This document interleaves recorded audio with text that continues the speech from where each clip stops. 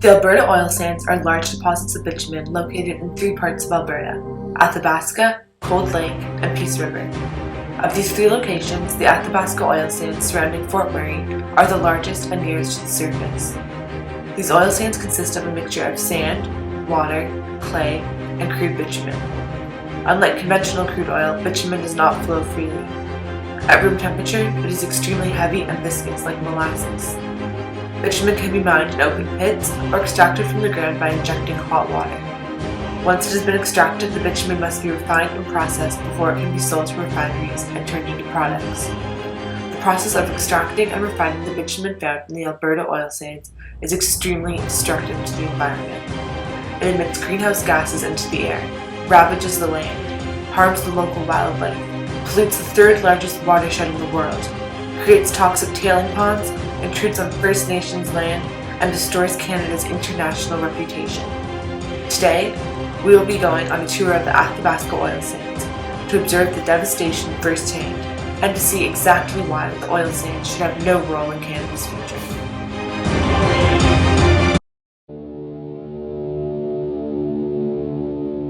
Today, the oil sands are the fastest growing source of greenhouse gas emissions in Canada. The production of the oil sands emits 3.2 to 4.5 times more greenhouse gases than the production of conventional oil. In fact, greenhouse gas emissions from the oil sands are so high that if Alberta were a country, its per capita greenhouse gas emissions would be higher than any other country in the world. Per day, the oil sands release as much carbon dioxide as all the cars in Canada.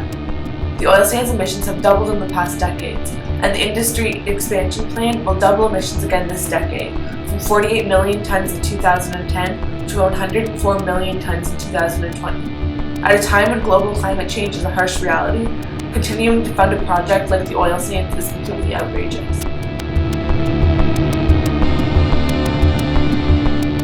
The open pit mining techniques used to extract bitumen from the ground destroy the surrounding boreal forest.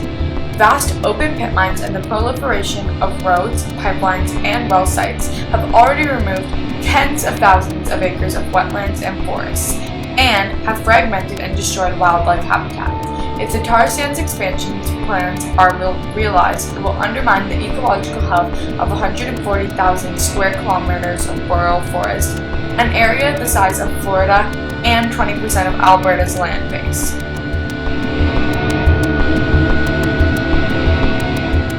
The oil sands operations threaten both the quantity and quality of Alberta's watershed. The process of refining crude bitumen uses vast amounts of water. To produce just 1 barrel of bitumen, it requires approximately 3 barrels of water. This water comes straight from the Athabasca River, from which oil sands producers took approximately 370 million cubic meters of water in just 1 year. This quantity exceeds the amount of water used by the city of Toronto every year. On top of this, oil sands operations return almost none of the water they used into the natural cycle.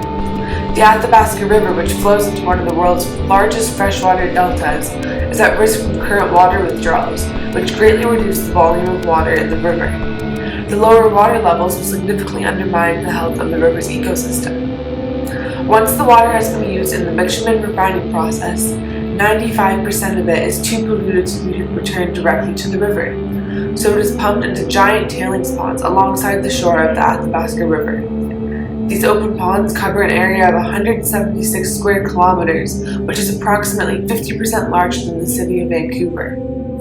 The tailings ponds are so big, they can be seen from space. The large size of the tailings ponds and their close proximity to the Athabasca River make them a huge threat to Alberta's rivers and aquifers.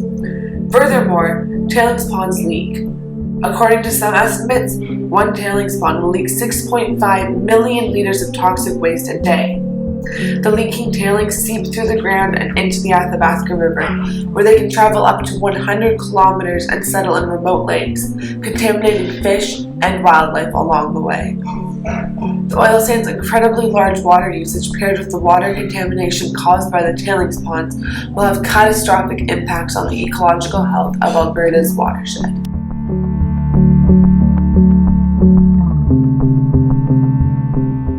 Dr. John O'Connor, a physician and medical examiner for the remote northern community of Fort Chip, says the population of 1,200 has been disproportionately affected by a high number of both rare and common cancers.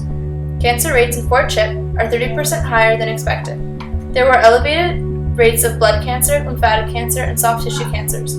Elders in the community say that they didn't see these kinds of diseases until the oil industry started production near their homes on the southwestern tip of Lake Athabasca. O'Connor said he suspects oil and gas activity may play a role. Fort Chip is only 150 miles downstream from Canada's largest tar sands reserves. If cancer was on the rise there, the same could be true for other communities. Oil sands development can affect plants and wildlife in several ways. Impacts occur when operations disrupt the habitat of a species, for example by clearing land for well sites or mining. Linear development such as roads, cut lines, and pipeline rights-of-way can affect wildlife by creating travel corridors for predators such as wolves. Alberta's boreal forest is one of the last wild forests left in the world. It is home to thousands of plants and animals, contains 35% of Canada's wetlands, and is a functioning whole. It stores carbon, regulates climate, and filters water. The boreal forest is an incredible ecosystem that needs protection from the unrelenting pressures of increased oil sands development. In April 2008, the impact on habitat received widespread media attention when hundreds of migrating ducks died in the Syncrude tailings ponds. There is also concern about links between habitat loss and declines in populations of at-risk species. At least 12 rare and endangered species will be put in harm's way, including the black-footed ferret, the northern swift fox, the whooping crane, the interior least tern, the American burying beetle, and the woodland caribou. Pipelines in Alberta can range in size from 5 to 122 centimeters in diameter. There are various potential environmental issues associated with pipeline construction and operating, including land and water contamination from oil and gas or saltwater spills, loss and fragmentation of wildlife habitat and natural vegetation, and loss of soils through mixing or erosion, soil compaction, reduced land capability and productivity in agricultural, prairie, and forested areas, greater access for public and off-road vehicles to natural areas, increasing exposure of wildlife to humans, stream sedimentation, and impairment of fish habitat.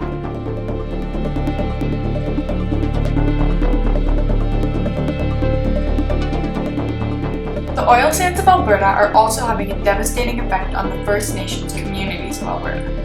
These communities are forced to endure extremely poor air and water quality. 80% of the traditional territory of the Mikisew Cree and Athabasca Chipewyan First Nations has been inaccessible for most of the year because of oil sands development. There have also been 20,000 treaty right violations documented by the Beaver Lake Cree.